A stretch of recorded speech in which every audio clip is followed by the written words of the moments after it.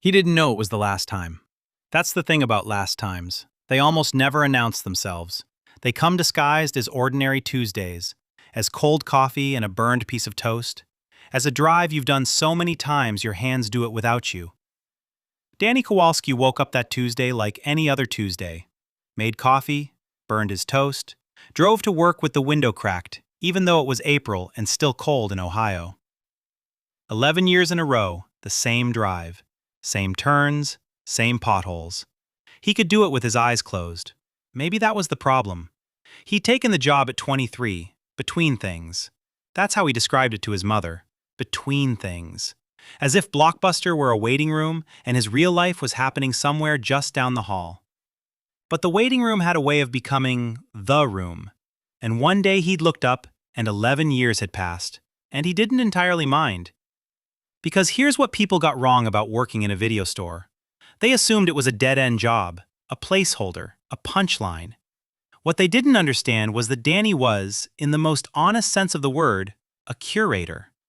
He knew which films made people cry on the way home, which ones started arguments that ended in laughter, which one to recommend to the guy who came in every Friday looking like the week had beaten something out of him.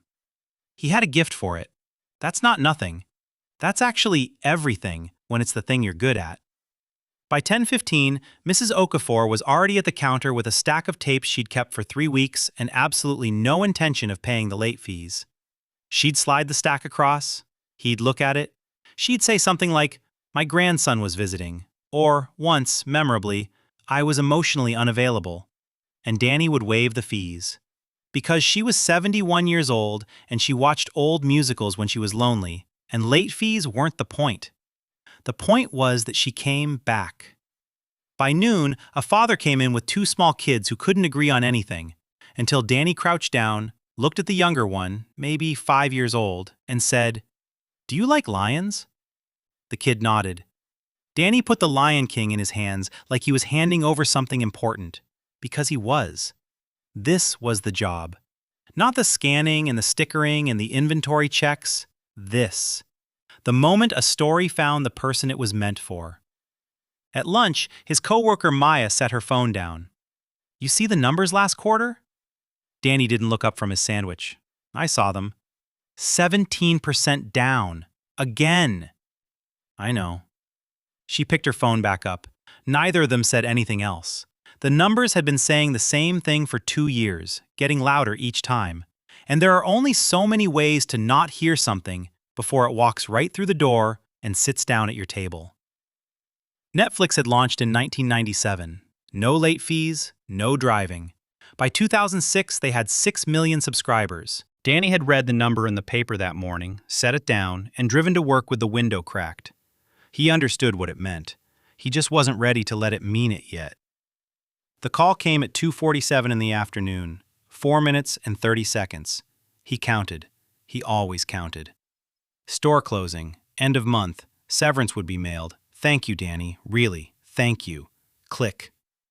He stood with the phone in his hand, not moving, not thinking anything specific, just the dial tone, the fluorescent light humming.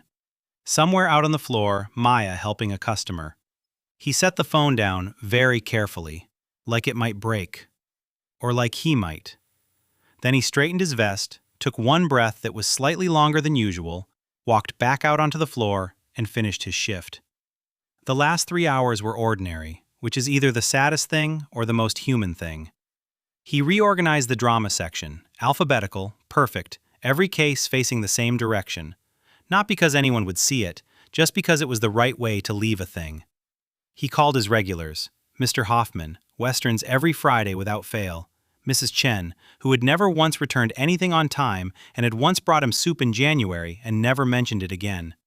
The Kowalski twins, no relation, who argued about every film they watched with the passionate disagreement of 2 people who loved the same thing in completely different ways. He didn't tell any of them why he was calling. He just asked if they had any tapes to return. At closing time, he walked the aisles one last time. Drama, action, comedy, horror, family, new releases, which wasn't as new as it used to be.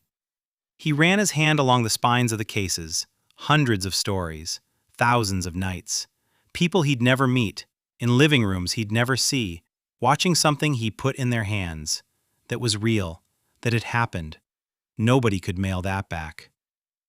He stood at the door, looked back at the store one last time, then turned off the lights and walked out. Between 2004 and 2010, more than 9,000 Blockbuster locations closed. At its peak, the company had employed over 60,000 people. There is one store still open, Bend, Oregon. People drive from other states to visit it and feel something they don't quite have a word for. Danny is a fictional name, but he's made of real people. Every industry that disappears takes thousands of invisible people with it.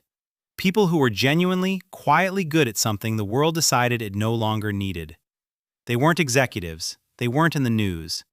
They were the ones who knew where everything was, who remembered your name, who knew exactly what you needed even when you didn't. They showed up every single day, and one day they showed up for the last time. We don't build statues for them, but every now and then, in a movie someone put in your hands once, years ago, and said, "Trust me, this one's worth it." They're still there. Maybe the least we can do is remember what they did.